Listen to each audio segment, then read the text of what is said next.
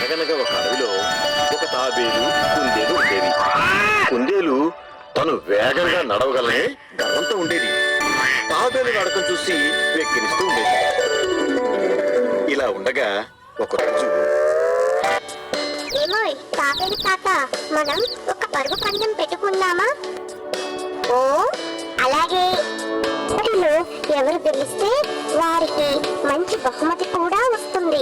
అలాగే కానివ్వు. అడవిలో అన్ని జంతువులు పరుగు పందెం చూడడానికి ఎంతో ఆసక్తిగా వచ్చాయి. ఇక్కడ నుండి దూరంగా కనిపించే కొండను ఎవరు ముందు చేరుకుంటారో వారు గెలిచినట్టు. అలాగే పందెం మొదలైంది.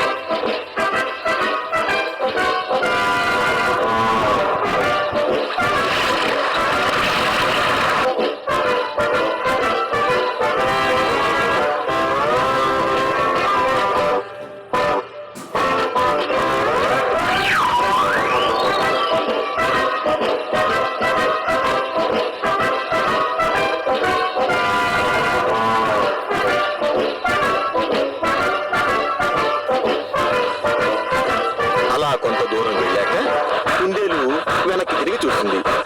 తాబేలు దగ్గరలో ఎక్కడా కనిపించలేదు. ఈ తాబేలు ఇప్పుడప్పుడే రాదులే, కాసేపు విశ్రాంతి తీసుకుంటాను.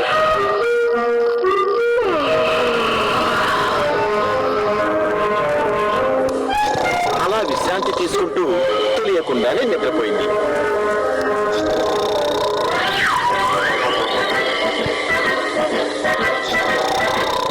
తాబేలు పదిగా కుందేలుని సమర్పించి చప్పుడు చేయకుండా దాటుకుంటూ ముందుకు సాగిపోయింది.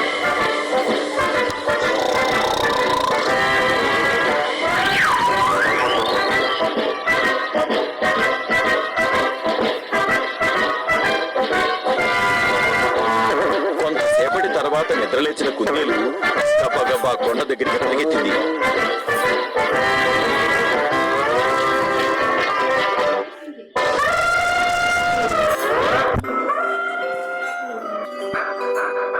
అప్పటికే అక్కడికి చేరుకున్న తాబేలును చూసి, మిత్రమా క్షమించు, నువ్వే పిలిచావు.